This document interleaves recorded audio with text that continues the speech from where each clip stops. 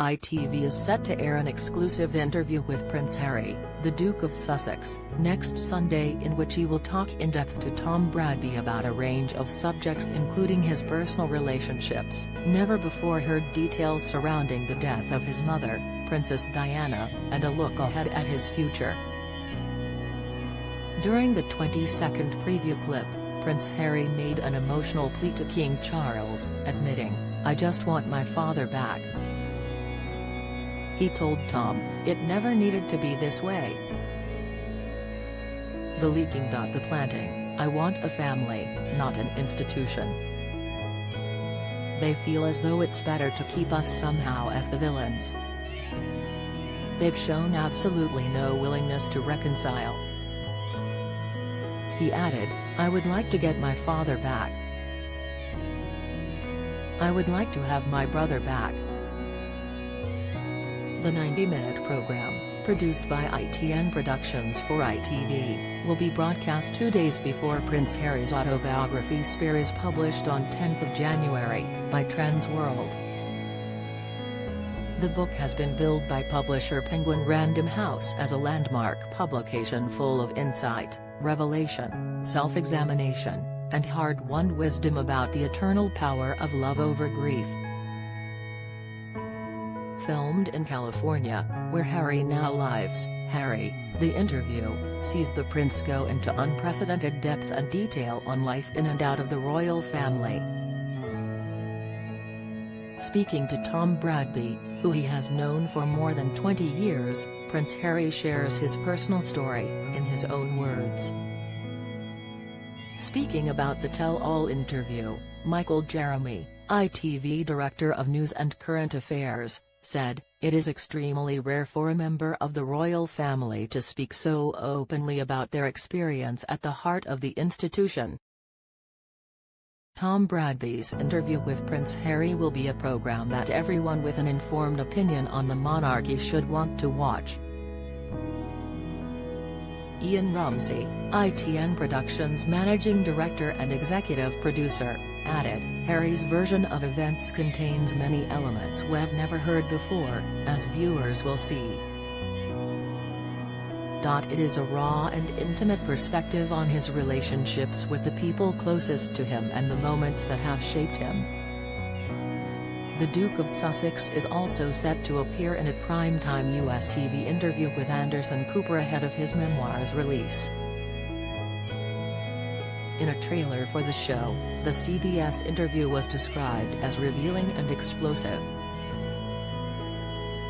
During the 60-second clip, Anderson asked the royal, "One of the criticisms that you've received is that, well, okay, fine, you want to move to California and you want to step back from the institutional role, why be so public? You say, you tried to do this privately." Prince Harry claimed, "And every single time I've tried to do privately, there have been briefings and meetings and planting of stories against me and my wife. You know, the family motto is, never complain, never explain. It's just a motto. There's a lot of complaining and a lot of explaining," the presenter pointed out. Harry, the interview will air on ITV1 and ITVX at 9 p.m. on January 8. Comment by Phil Dampier. Talk about wanting to have your cake and eat it. Having spent the past year or so publicly criticizing his family, the press, and the British people, the Duke of Sussex now tells us, "It never needed to be this way. That's one thing I agree with, it didn't. But who is it who decided to leave the royal family and escape first to Canada and then California? Who wanted to vent their spleen with an Oprah Winfrey interview followed by a Netflix series? And who is now bringing out a book called Spare with 400 pages dripping in revenge and resentment?" Throughout this whole sorry saga, the late Queen, King Charles, and the Prince of Wales have maintained a dignified silence in the hope Harry and Meghan will run out of ammunition and begin a new life not based on slagging them off. Their reward has been a constant barrage of accusations from the Montecito mourners.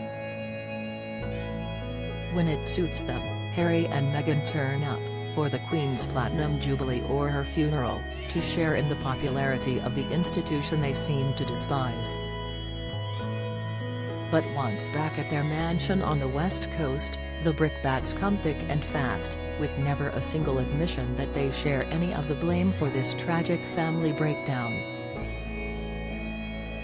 And yet Harry now says, "I would like to get my father and brother back," as if nothing has happened.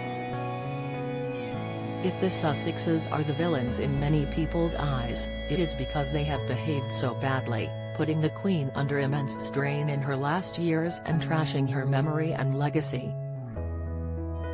The King may be a forgiving father who will still invite his son to the coronation. But don't be surprised if some members of the public give them a hostile reception. Comment by Phil Dampier, royal author.